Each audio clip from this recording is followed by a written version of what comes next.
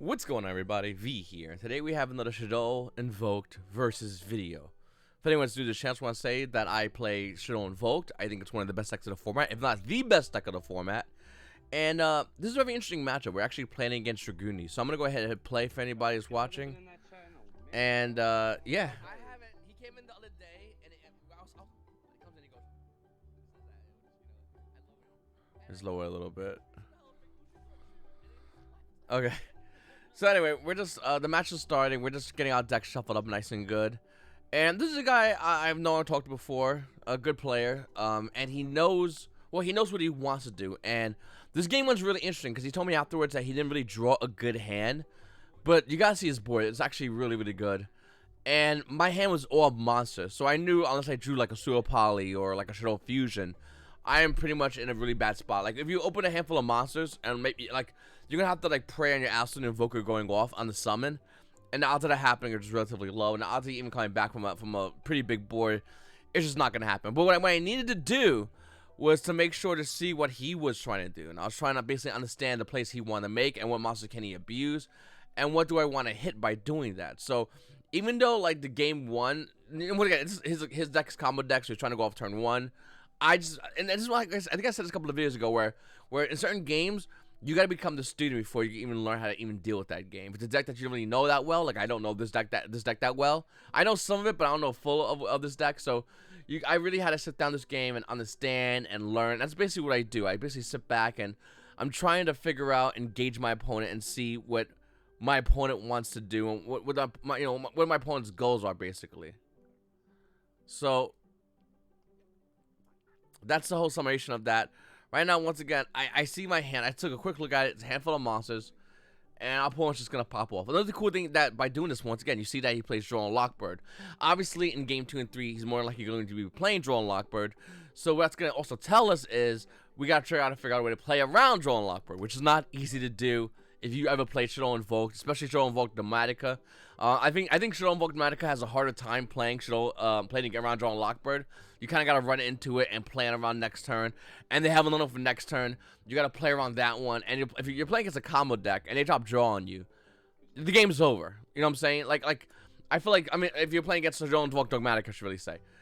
So Shaddoll Invoked can kind of play around it a little bit. I think in Game 2 we do get hit with it, which we'll talk about in a second.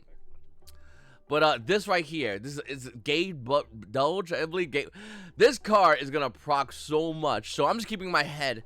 What does he abuse, and what do I want to do to stop him from abusing whatever he's trying to abuse? I mean, obviously, you know, that's one of the good things about Shaddoll Invoked. If your opponent has a card that's really good, there's a good chance you can remove the card from the equation if you can get to your turn, or if they even on their turn.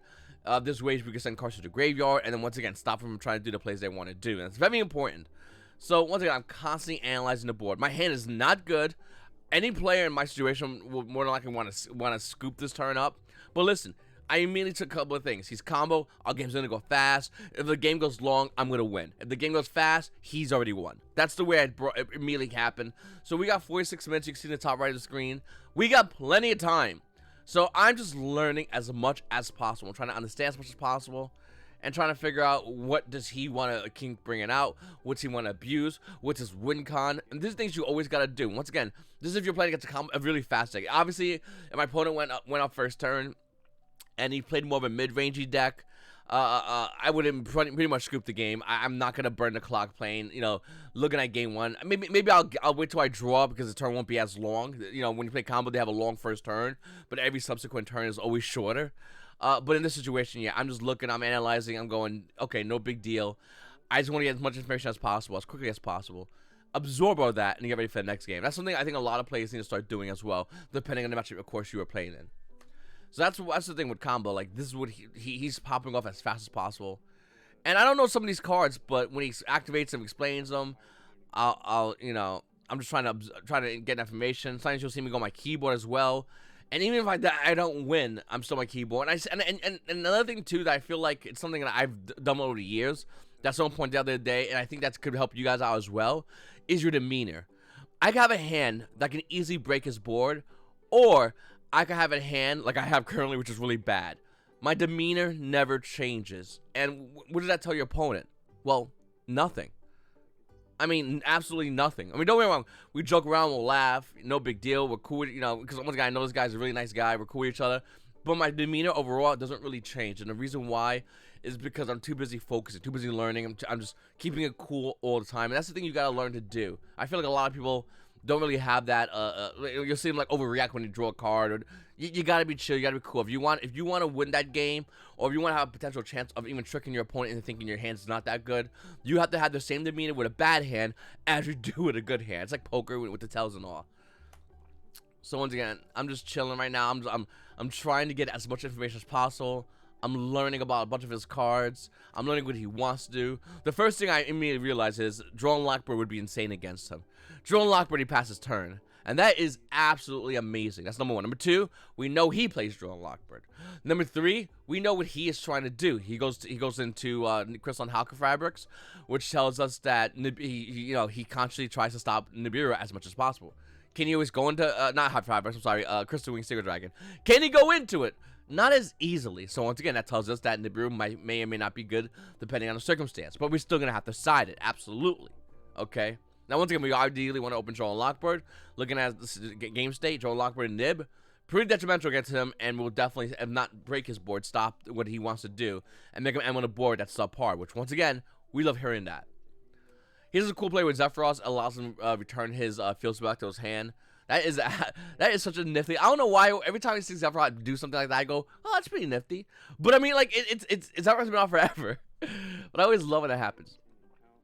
So once again, I could have easily scooped. I can't now with 5 monsters. My normal summon after does nothing. I have to top deck maybe like a Super Poly, which is not even that good. Shaddoll Fusion's probably gonna be the best card to top deck, but we're still gonna keep in there. So my hand is now not good. We're on top deck mode, opening turn. You hate to see it. It does happen. All right. So we're still learning. We're still trying to figure out what he wants to get, what he wants to do. Because there's still obviously more in this combo.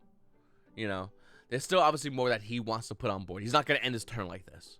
So we're trying to figure out what he wants to do, ideally. Another thing also he just revealed to us as well. He has Gamma. So by not doing anything, by just absorbing what our opponent does, boom, Dragunity Lockbird, Gamma in the main. Perfect. So now we can kind of formulate a deck list in our brain, start working on his deck list. He adds Immorphrage's Lechery. That card's absolutely amazing. In case you guys don't know what that card does, when you put it in your scale, Pedro scale, it makes it so I cannot play any spells. So now I can't do anything. Once again, I'm sitting there, I'm looking, I know I can't do anything. My goal is to still absorb as much as possible. And I'm pretty much, once again, see here I am typing online. You can see me in the bottom left of which go in the video. I'm typing online. I'm trying to learn as much as possible. I'm double checking a Lechery.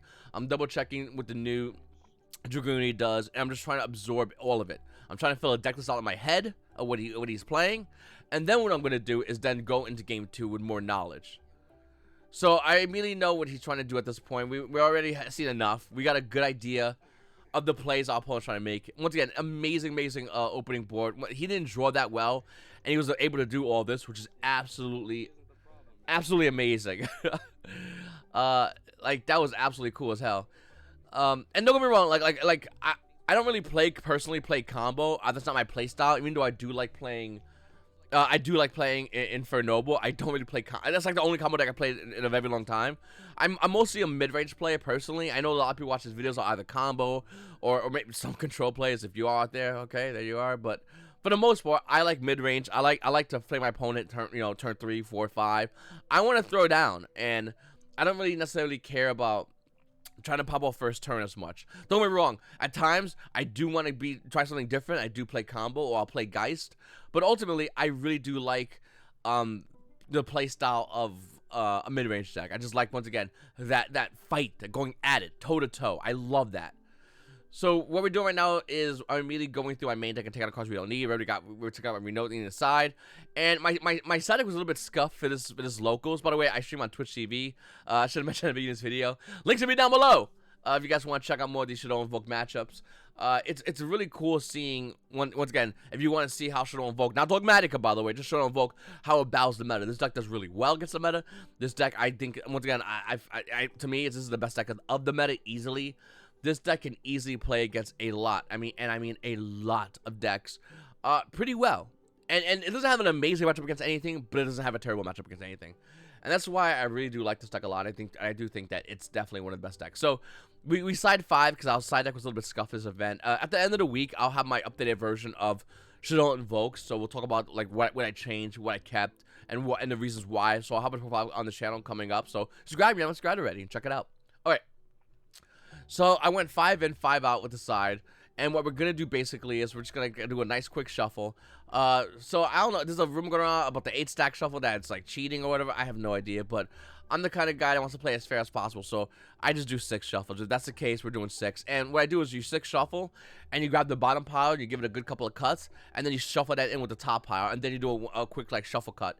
Or cut, whatever. Just to add randomization. Once again, we always want randomization to our decks. We're playing Shaddoll Invoked. The more random it is, the more beneficial it is for us. In general, you have to do it anyway, but like it is good for a mid-range deck when you have that kind of randomization. So there I go again, boom, boom, and we're just gonna go ahead and start the game turn 1 in case. So we're gonna try to get a Winda. The goal is to get Winda. So we lost game 1. We're playing in game 2, and once again, the goal is Winda or draw or draw. Obviously, as a gamma, so we gotta watch when we play our draw and lock board as well. So we have to time it really, really well.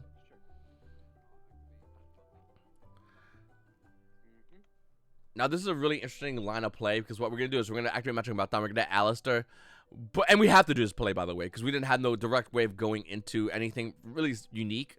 So we're going to have Alistair, and he's immediately going to draw. Another thing I do, by the way, when I play remote duels is when my deck is not shuffled, after I search it, it's considered I consider it a legal deck. It's considered by any judge an illegal deck. So what I do is I just put it right in the middle. By the way, I say Alistair face down. The reason why, if he can't kill me, he's going to swing into Alistair, and Alistair's flip effect allows us to get Invocation.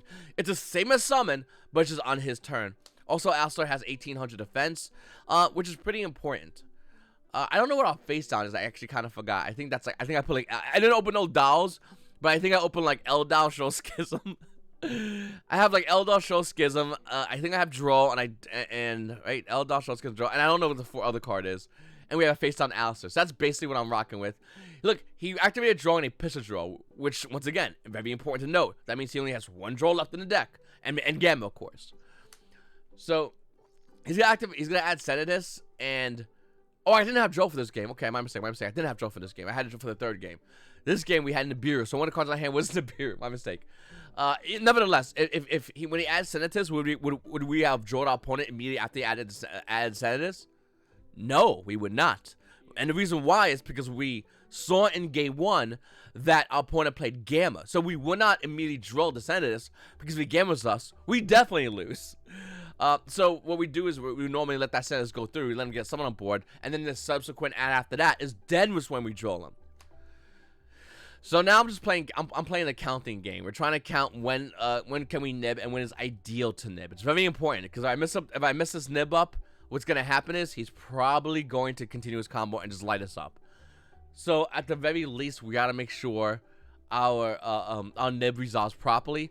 We have a face down monster, so that's also good, which is the Alistair. So by resolving nib, we get to keep our Alistair as well. So that's a little added benefit to that. Next turn, we're going to draw, flip Alistair, add Invocation, and we're going to be able to pop off, which you'll see it here in a second. So I'm just trying to time when to resolve the Nibiru. Also, I don't know, maybe I did have an Alistair in hand as well. That also could be a thing. But let's be honest with you, one Alistair summon, it's not really gonna do much, and we would just keep Meltdown in hand, meaning like we would have an Alistair in deck. So we would have another card in our deck, which would kind of mess up our draw ratios. So due to the fact that we had Nibiru, I felt like we were in a little bit better position. Also, I kept looking on his screen, to see if there was a possible chance if he could go also in the Crystal Wing. If he went to Crystal Wing, our Nibiru does nothing. That's a big deal. So I'm just sitting there going, okay, he can't go to Crystal Wing with this. He's going to make a play. Okay, he can't go to Crystal Wing with this. He can't make a play. So you see the link to Dragunity Knight? Now I go Crystal Wing, Appaloosa. He can go either Crystal Wing, Appaloosa. I need a nib him before that happens, and I need to time it so we can of course, end his turn. And this is why I still side Nibiru, by the way. I think a lot of people are slowly starting to take Nibiru out. I'm seeing some deck lists that people are not playing Nibiru. And I feel like the card is essential. Now, here's where we're going to decide to do it, because he's equipped Gay Dirge onto his Dragunity Knight. I forgot the name of that card. I forgot the name of that card. It's from the starter deck. So, a couple of things. Number one, he has one monster on board with 3 cards in hand, meaning he might not. There's a good chance he's not going to be able to push beyond what we're going to do to him. So here's where I'm going to decide to go ahead and drop the nib on him, because it's going to make a weak nib token, which once again is what we want to do. So I'm going to go ahead and nib him, and I'm about to get rid of my Aster, and like an idiot, I go, oh, wait a minute, no, placements. I also put Nibiru in defense mode, and the reason why you put Nibiru in defense mode in this situation is because we went first. So it's a good chance let's say he puts another, like, he puts 2 effect monsters, goes into a monster and just tries to, tries to attack into our Nib and Boar Sword us or whatever. Nibiru is just going to help us add a little bit more layer of defense. We have Aster face down, and we just know our other face up card, which is really, like, nothing. So he's going to analyze the board state, and he's going to try to figure out if he can still commit combo, or if there's anything he can do. And I believe he passes turn after this, which I don't know if that was the right call by him, but then again, he didn't know that. I mean, our hand wasn't as amazing, but he didn't know that. But we still had enough to do game on board, which I'll show you in a second. So there's 1 card in his hand, which is Ravine. He has 2 cards left in hand.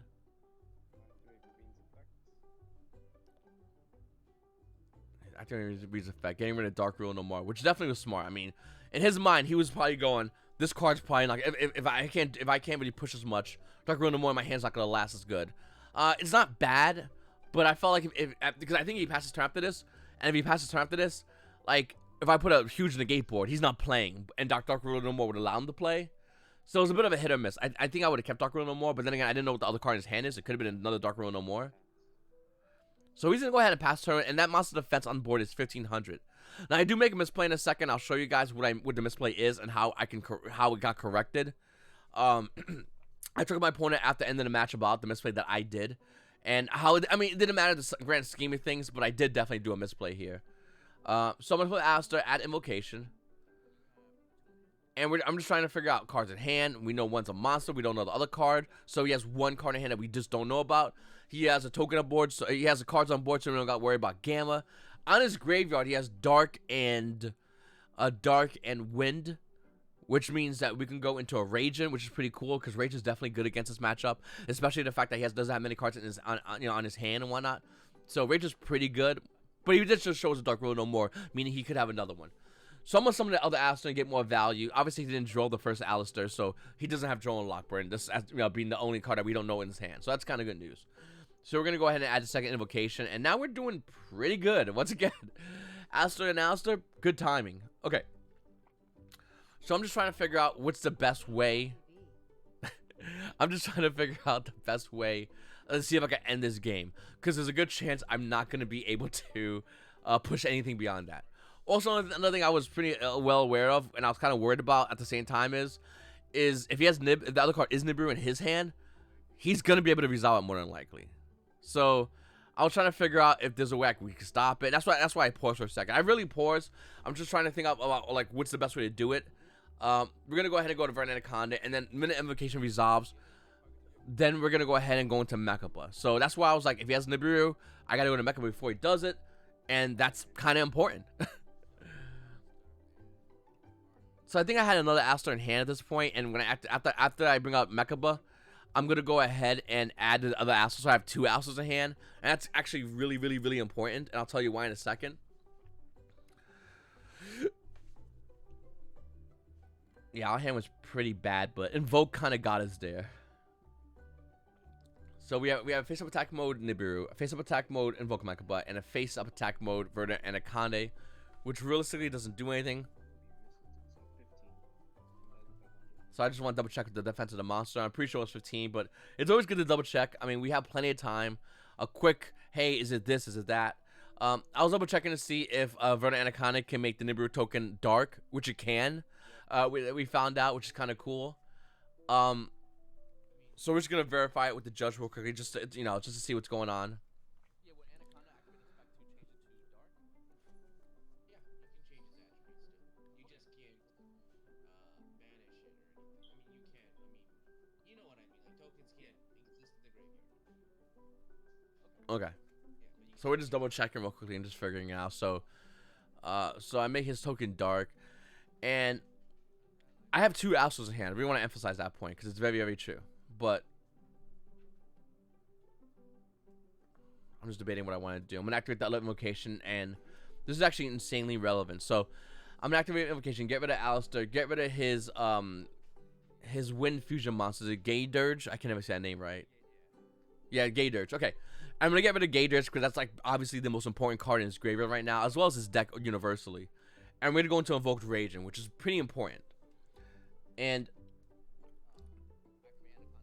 what I'm gonna do is I'm activating Anaconda, I'm gonna send Pseudo Poly, and this is where I made my mistake. Once again, I just really want to emphasize that this was definitely an error. It happens. It's always good to catch it afterwards, so you don't have to make it again in the future. And so I'm gonna get rid of that. I'm gonna get rid of this token. I'm gonna go into Starring Event Fusion Dragon, which I couldn't have done. You can't go Starring Event Fusion Dragon, by the way, because it requires 2 Dark Monsters except tokens.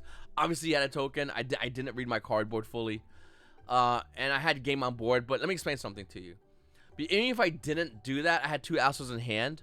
So what would have happened was I would have had Raging attack his token, because Raging has 2200 attack, and then the Praying Anaconda would have been 5, Nib would have been 3000, so that's 35, and then with my Mecha Boat plus my 2 Astros in hand would have been 8000. So it would have been game anyway.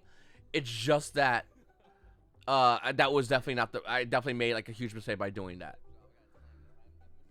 So you'll see me at one point catch that, and I'll start like doing math in my head, because I don't want to choose my opponent. If I messed up that game state and I messed up, it's locals. I'd rather take the loss because I don't deserve the win. That's just basically how I feel about that as a competitive player. So I rarely read chat, but when chat spams, it kind of is. It's hard not to, it's hard to ignore them. So then I see the card, I go, oh no, and then I just try to do math in my head. Did I still have enough to end that game? Because if not, that's not fair to my opponent. I'd rather give him the win, which I did. I figured out. I was like, okay, I did have enough mathematics to end him head. I had 2 Alistairs. I had 2 Alistairs in my hand. I had the Nibiru. Like I said, it's just the way I am as a player. When I play locals, I don't really care about packs. I mean, don't get me wrong. I want packs. We all want packs, but not enough to the point where I'm gonna screw my opponent over. I'd rather allow my opponent. The win and just keep playing, and learn what to do better next time. So that's, once again, a little thing. I don't even make a mistake here. Okay, I think we nailed that pretty well. And somehow I still feel like in this video on chat, someone's gonna go, "Hey V, did you know in game 2 you met?" Yes. I don't play locals to win to win for like random clout. I play locals to get better as a player. But yes.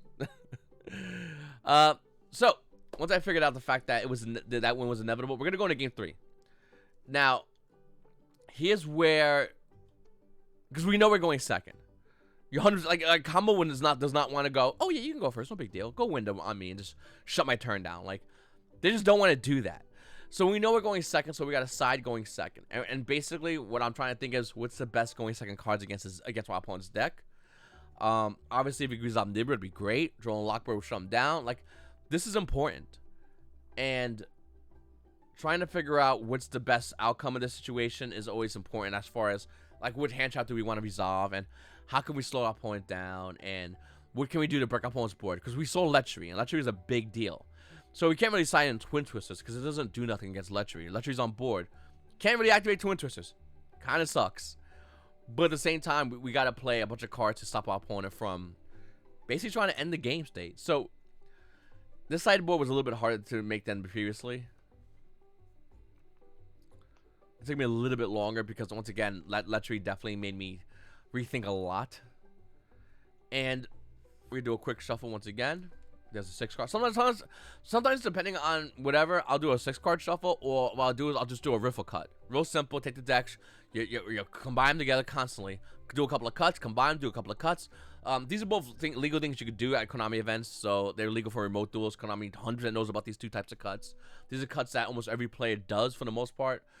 There's, that guy, he saw an opponent right there. He just did a side one. Some people do sides. I'm left-handed, so I could do a little bit of a different angle, but for the most part, there's riffle cuts, and there's a 6-stack riffle cut as well. It's just to get the deck as random as possible. I always like having the deck random as possible. I'd rather have a random as possible deck than a deck that's like all clumped together. You know what I'm saying? After I finish just the game, because that's not good. Opening Alistair Invocation might be cool and whatnot, but if you're going second, it's not that cool. It's actually kind of bad.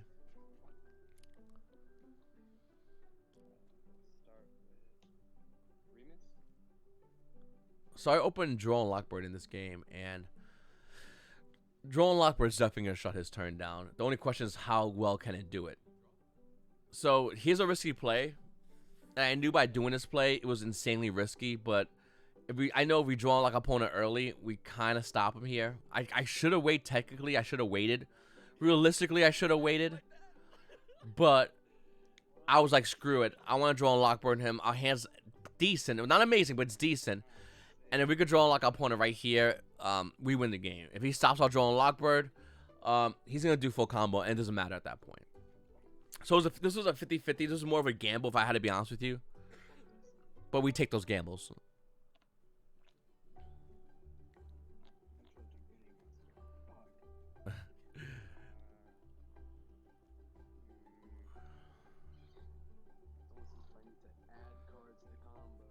Yeah, like, not gonna lie, if he drew a gamma, he had it. Like, it's the same with thing almost a lot of matches. It's like if they have it, they have it. If they don't have it, we're gonna resolve it.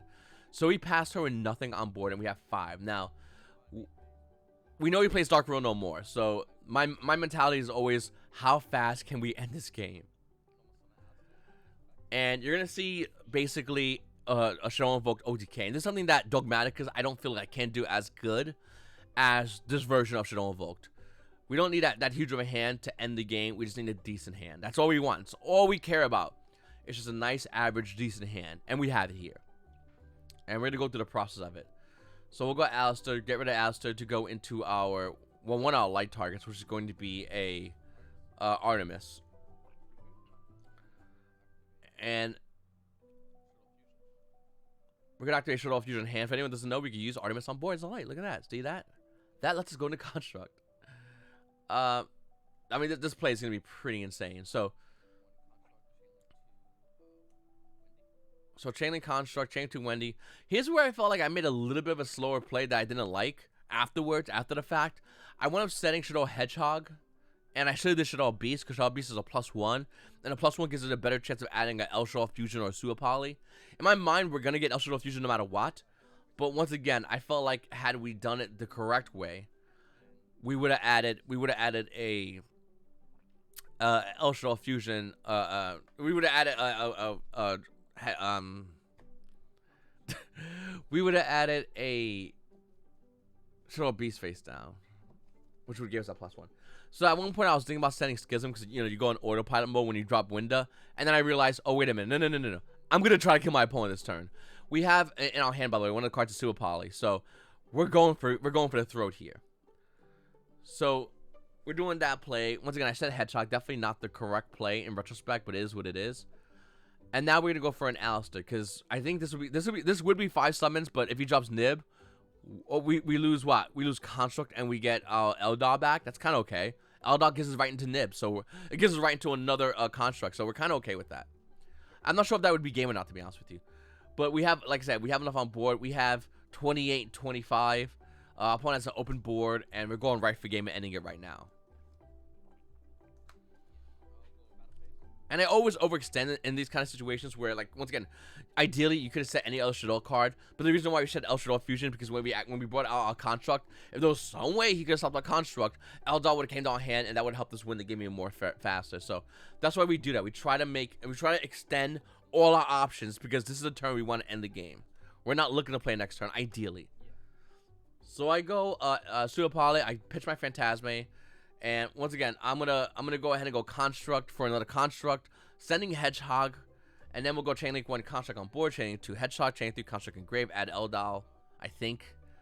At that point, I don't think it mattered as much. We did have a monster. I think we had a monster in hand as well. Oh yeah, we had Alistair in hand as well. So our opponent kind of knew that the writing was on the wall, and he pretty much stopped that game. And there's his hand, and yeah. And once again, at the end of this game, I told my opponent, hey, listen, I messed up on game 2 and we fixed it and all that jazz. But yeah, guys, so I mean, once again, this is a phenomenal game and a great game that explains how it's very important to, even if you don't have a good turn 1, if your opponent's trying to do combo, let him. Well, why would you scoop up? Well, hand's not good, we'll go to game 2 and 3. Why? What have you learned? Now you're in an upper battle, because you don't know. I might have put in other cards that would have definitely stopped me had my opponent was able to get a Letchery on board. So we really, I always tell everybody, because everybody somehow wants to be a teacher, but in Yu-Gi-Oh, if you want to become a great player, you have to be a great student. and then you could be a better teacher. But it's only if you're a great student. It's that simple. And I feel like a lot of people that play this game go, I play a lot of locals, so no. If you're not learning from anything, then you're not gaining anything. Like, it makes no sense. I'm constantly trying to learn as much as possible as a competitive player, even though I feel like I'm a decent player, hopefully, but I always try to learn as much as possible, even when I'm playing in a game immediately against my opponent, because that advantage, that knowledge, knowing what their hand traps is, knowing what their outs are, definitely can help me and benefit me as a competitive player. So that's why even in game 1 against Combo Deck, it's very important to do that. So become a better student, guys, and I swear you'll be one of the best teachers. Anyway, Paisanos, it's your boy V, and you Paisanos! You Paisanos have a great day.